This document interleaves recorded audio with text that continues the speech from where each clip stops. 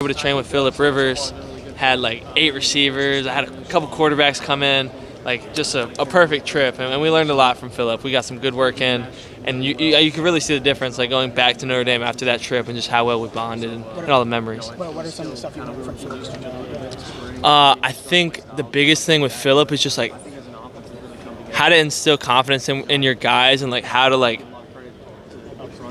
to be able to communicate on the field. I think that was the biggest thing. Having 8 guys down there, and I'm kind of leading the show, having never thrown to them before, I'm having to control these guys and talk through things and ask questions when I need to ask questions, but demand things when I need to, demand things. I think I learned a lot from him in that regard, and then just how to prepare. So we watched film, and he broke down everything for me. Like, we were watching a clip, and he was like, "Yeah," we were talking about like. The speed cut 6-step out route. And he was like, this guy ran a good one in 2016 against the Bears in the third quarter and then just pulls it up like in 15 seconds. So just like picking his brain on that stuff was really cool.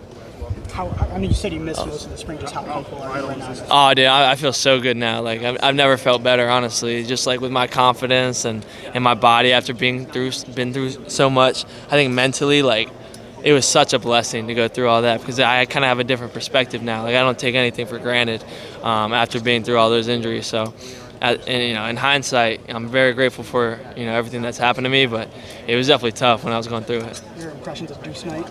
Yeah, great kid. Always willing to learn. I'll say that's the biggest thing about him. Always asking questions. Hey, how do you do this? What are you thinking here? How do you do this off the field? Constantly asking questions. Constantly eager to learn. And for a kid with that much hype, shows a lot about his character.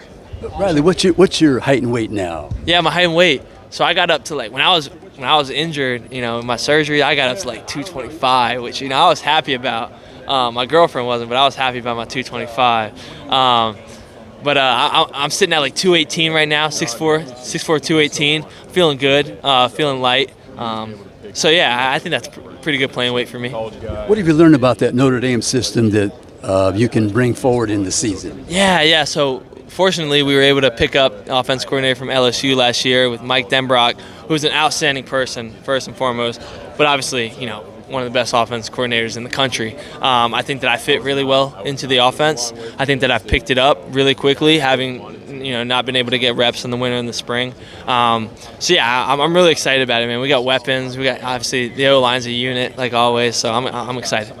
I think one of the coolest storylines to start the season, you're going against your former coach, Mike Elko. So has that ever happened to you? Maybe in high school you went against a former assistant or anything of that nature? No, nothing's been.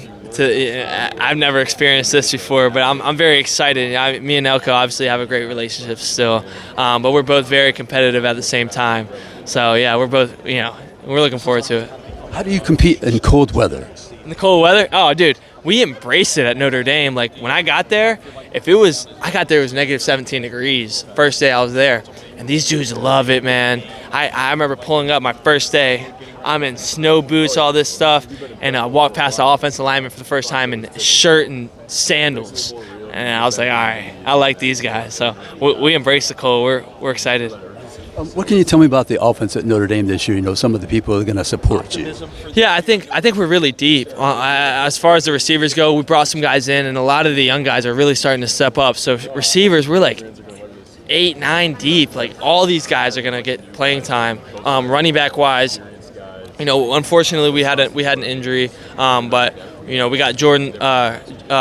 J Love, and then we got Jadarian Price. So both these guys in the backfield are really good. And then we got some young bucks who are going to step up as well. And then, like I said, I always talk about the offensive line. They are a unit. Everywhere they go together. Like, if you're looking to hang out with the offensive lineman on the weekend, all you got to do is text one of them, and they're all going to be there.